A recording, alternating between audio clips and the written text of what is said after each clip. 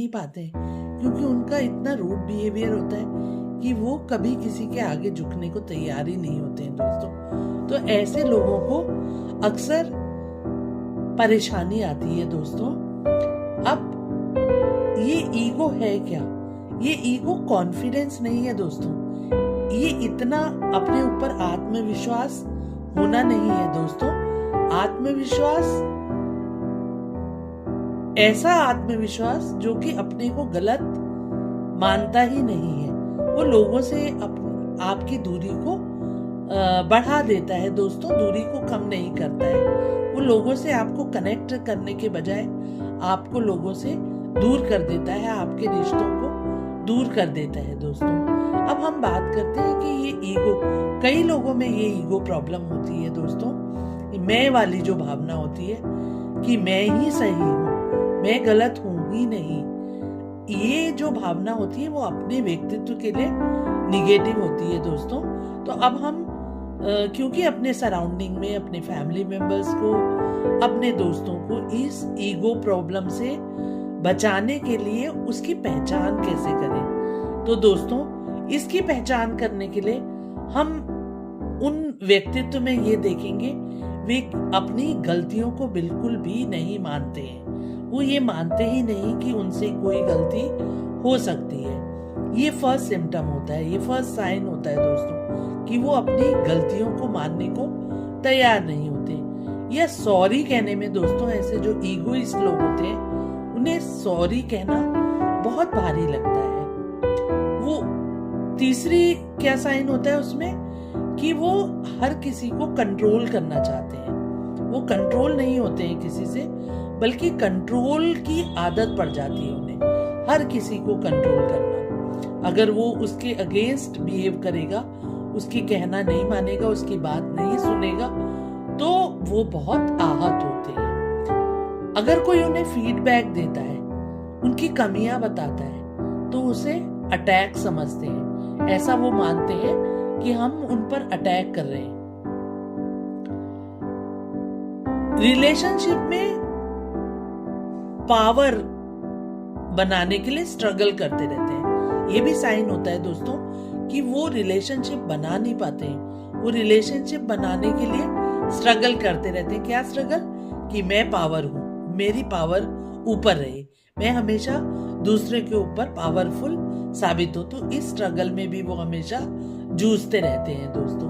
अब बात करते हैं हम ईगो और रिलेशनशिप की। ईगो और रिलेशनशिप की क्या बात करेंगे दोस्तों हम? जहां ईगो होता है वहां प्यार नहीं होता है दोस्तों, रिश्ता ब्रेक हो जाता है। जहां मैं वाली भावना, मैं ही सही, मैं ही पावरफुल, मैं गलत नहीं, मैं सॉरी नहीं, ये वाली फीलिंग आती है, वहां रिश्ते बनते नहीं है दोस्तों, रिश्ते टूट जाते हैं। ऐसे ही गलत फहमी,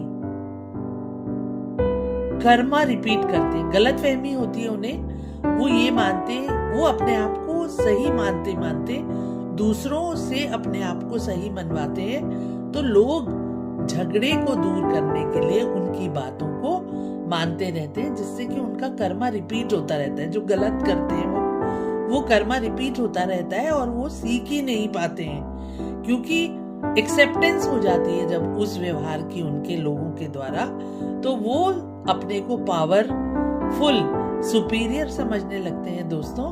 तो उनमें क्या है, सीखने की क्षमता डेवलप ही नहीं होती है, सीखना प्रोसेस ही में ही नहीं आ पाता है। तो कर्मा उनका रिपीट होता रहता है दोस्तों।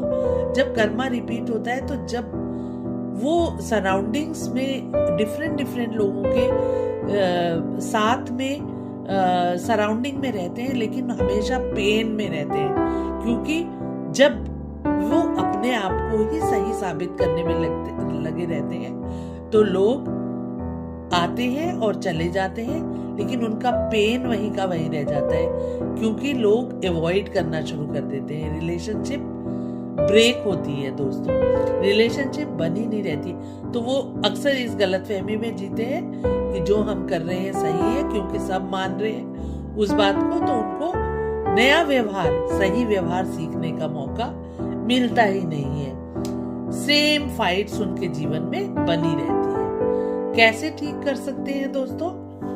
अवेयरनेस हो, वो अपने आप से पूछे कि क्या मैं जो कर रहा हूं या कर रही हूं सही है या गलत है।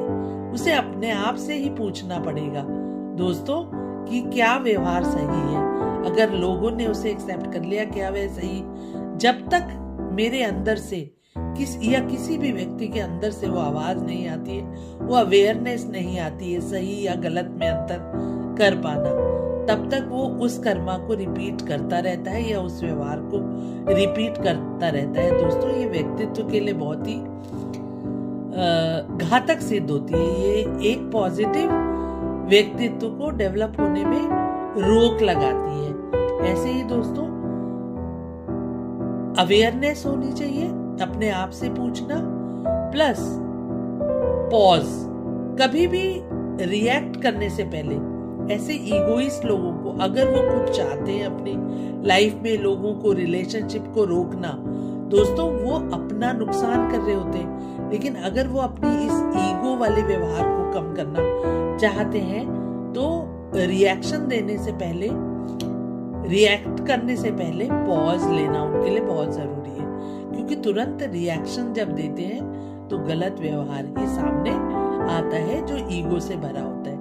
सॉरी कहना सीखे दोस्तों, इम्पैथी रखना सीखे। इम्पैथी का मतलब है कि कभी भी कुछ गलत व्यवहार या गलत वर्ड्स यूज करने से पहले आप अपने आप को सामने वाले पर, जिसके साथ आप उस व्यवहार को कर रहे हैं, उस कर्म को कर रहे हैं, उस कर्म की जगह, उस व्यक्ति की जगह अपने आप को जब आप रख के देखेंगे तो आप महसूस कर पाएंगे कि आप जो कर रहे हैं क्या वो सही है या नहीं। ईगो क्या कहता है दोस्तों? अंत में मैं ये कहना चाहूंगी कि ईगो क्या कहता है, मैं जीतूं, हमेशा मैं ही जीतूं। लेकिन जो ईगो वाले लोग नहीं होते, जो जिनके जीवन में लव, प्यार महत्व रखता है, वो रिलेशनशिप्स को बचाना चाहते हैं दोस्तों। रिलेशनशिप को बचाने में दोनों तरफ से पहल होती है दोस्तों। तो अगर आप ईगो में रहेंगे तो लव नहीं रहेगा, लव में रहेंगे तो रिलेशनशिप रहेगी जिंदा। तो दोस्तों, ये अच्छी बात नहीं है कि हमें हमेशा ईगोइस्ट बने रहें। हमें ईगो को छोड़ना होगा, ईगो को खत्म करना होगा दोस्तों, रिलेशनशिप्स को बचाना होगा। क्योंकि ईगो वाले लोग, जो ईगोइस्ट लोग होते हैं, उनके जीवन में रिलेशनशिप कभी नहीं बनी रहती है, लगातार आती और जाती रहती है। नए नए रिश्ते बनते हैं लेकिन वो रिश्ते हमेशा खत्म हो जाते हैं दोस्तों, चेंज होते रहते हैं। क्योंकि अक्सर जो इंसान रिलेशनशिप में बिलीव करता है वो ऐसे ईगोइस्ट लोगों से दूर जाता रहता है। और खुद ईगोइस्ट लोगों को ये समझ में नहीं आता है दोस्तों कि वो कैसे अपने आप को चेंज करें, कैसे रिलेशनशिप्स को बचाएं। वो 2-4 रिलेशनशिप्स से दूर जाके खुशी महसूस करते हैं, वो सोचते हैं कि मैं जीत गया हूँ। लेकिन दोस्तों, ऐसा नहीं होता है। कर्मा रिपीट होते हैं। क्यों होते हैं रिपीट? क्योंकि आज आपको इस जीत का एक क्षणिक एहसास होता है। आप रिलेशनशिप्स बचाने में विश्वास नहीं रखते हैं, बल्कि क्षणिक जीत का अनुभव करके एक खुशी महसूस करते हैं। लेकिन दोस्तों, जब हम रिलेशनशिप्स को बचाते हैं तो एक स्ट्रॉन्ग पर्सनैलिटी में हम कन्वर्ट होते हैं। तो दोस्तों, अगर आपको लगता है ऐसी ईगो प्रॉब्लम वाले लोग आपके आसपास हैं तो उनके साथ आप ये मेरी वीडियो शेयर कर सकते हैं। और आपको अगर मेरी ये वीडियो पसंद आए दोस्तों, तो अपने परिवार में भी अगर इस तरह के ईगोइस्ट लोग हैं तो उनके व्यवहार को चेंज करने के लिए उनके इन साइंस को, इन चिन्हों को, उनके व्यवहार के इस पार्ट को देखकर उन पर काम करने की कोशिश करें दोस्तों। क्योंकि ये ईगो जो है व्यक्तित्व को खत्म करता है, निगेटिव बनाता है।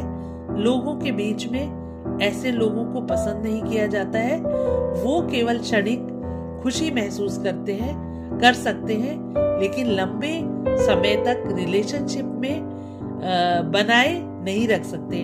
दोस्तों, रिलेशनशिप के बिना, जब हम ह्यूमन बीइंग्स हैं, जब हम इंसान हैं, तो बिना रिलेशनशिप के हम जीवन यापन नहीं कर पाते हैं। हम एक सामाजिक प्राणी हैं, इस समाज में रहते हैं और संबंधों के द्वारा जीवन व्यापन करते हैं। बिना संबंधों के, बिना रिलेशंस बनाए हमारा जीवन यापन करना मुश्किल हो जाता है दोस्तों, क्योंकि हम सामाजिक प्राणी हैं। हम पशु नहीं हैं जो अकेले मार पीट करके या अपने को ही जीत, survival of the fittest feel करके जीवन को यापन करें। दोस्तों, झुकना भी एक व्यक्तित्व का पॉजिटिव पार्ट होता है। तो ये ईगो प्रॉब्लम जिसमें होती है, वो सरवाइव बहुत मुश्किल से करता है दोस्तों। उसके जीवन में अकेलापन रहता है, क्योंकि वो हमेशा दूसरों को दबाने की कोशिश करता है, अपने आप को सही साबित करने की कोशिश में लगा रहता है। वो क्षणिक खुशियों को पाता है, लेकिन रिलेशनशिप्स को नहीं बचा पाता है दोस्तों। तो एज ए काउंसलर मैं कहना चाहूंगी कि अगर इस तरह के ईगो प्रॉब्लम है तो उसमें आपको काम करना चाहिए दोस्तों, क्योंकि 2-4 रिश्ते ही नहीं, रिश्ते हमेशा हमें चाहिए होते। 1-2 रिश्ते के टूट जाने से शायद हम सरवाइव कर पाए, लेकिन हमेशा हमारे जीवन में किसी का ठहराव ना हो तो वो हमें बहुत अकेला कर देता है, अकेलापन तोड़ के रख देता है दोस्तों। तो हमें क्षणिक जीत में खुशी एहसास ना करके रिश्तों को बचाने की कोशिश करनी चाहिए दोस्तों। इस ईगो वाली पावर को, इस ईगो प्रॉब्लम को अपनी जिंदगी से, अपने व्यक्तित्व से दूर निकालना चाहिए। इसी में हमारी सच्ची जीत है दोस्तों, इसी में हमारा व्यक्तित्व सकारात्मक बनेगा दोस्तों। तो मैं एज ए काउंसलर डॉक्टर वीमा गुप्ता आपसे इन अपने शब्दों के साथ विदा लेती हूँ और आपसे रिक्वेस्ट करती हूँ कि अगर आपको मेरी वीडियोस वैल्यूएबल लगती है तो आप आगे शेयर करेंगे, मेरे चैनल को सब्सक्राइब करेंगे और जो कुछ आपके मन में शंकाएं हैं उनको कमेंट सेक्शन में मुझसे पूछ सकते हैं। लाइक सब्सक्राइब करेंगे दोस्तों। धन्यवाद। अगले वीडियो में नए टॉपिक के साथ फिर से आपके सामने आऊंगी।